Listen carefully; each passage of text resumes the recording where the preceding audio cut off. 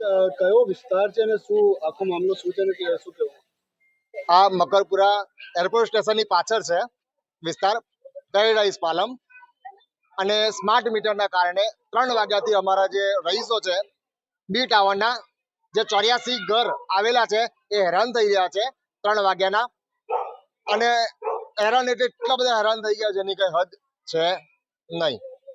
જે રીતના સ્માર્ટ મીટરની વાત કરવામાં આવે છે, શું કહેવા માંગો છો? ડિજિટલની નામે જે સરકાર દ્વારા કહેવામાં આવી રહ્યું છે કે સ્માર્ટ મીટર કરો, 1 જ મિનિટમાં ચાલુ કરો.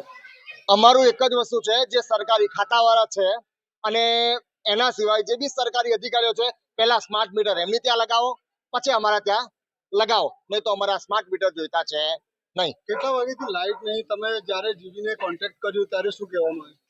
અમારે 3 વાગ્યાથી લાઇટ નથી. અમારે નાની મોટું જે હતું પ્રોબ્લેમ એ અમે લોકોએ ક્રિએટ કર્યું. જેબીમાં ફોન કર્યો, જેબીમાં ફોન કર્યા પછી ત્યાંથી કહેવા લાગ્યા કે ટૂંક જ સમયમાં જેબી વાળા આવશે. પણ એના કલાક 1.5 કલાક પછી જેબી વાળા આવે છે, જોઈને પાછા જાય છે, પાછા અમે ફોન કરીએ છીએ, પાછા આવે છે.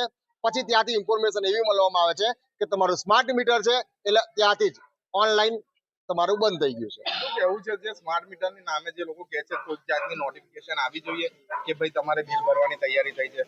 એવું કોઈ નોટિફિકેશન અમને મળ્યું નથી અને એની કારણે અમે હેરાનગતિ થયા. અમે પેમેન્ટ પૈસા બી અમે ભરી દીધા અને 2 કલાક સુધી હજુ બી લાઇટ અમારે ત્યાં આવી છે નહીં. મારું નામ ગોસાઈ દુષ્યંત છે અને